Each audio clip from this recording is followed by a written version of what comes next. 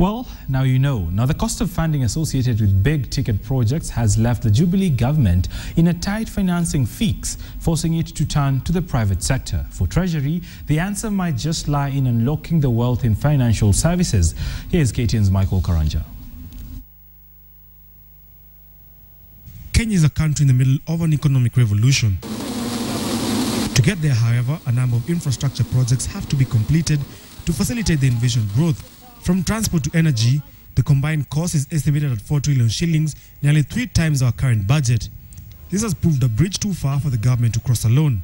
It's estimated that Kenya faces an infrastructure funding gap of approximately $2.1 billion per year.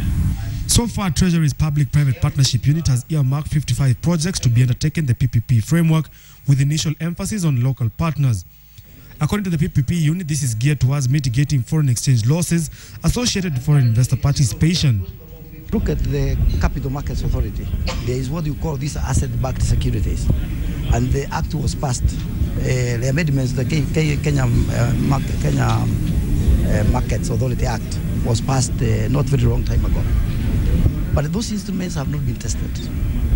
So because nobody has used them. And we would want to use them during this process of preparing these projects. Treasury is initially targeting financial service providers to unlock the assets they hold to channel into development projects. The providers, however, lament the lack of proper investment instruments that would enable them to take part in big-ticket projects. What we're trying also to do is that in our next the change we want to make, in our guideline, we want to specifically put private equity so that it's very clear to the scheme trustees that they can also go into private equity. Currently, we just say other investment, so it's not a classified investment line.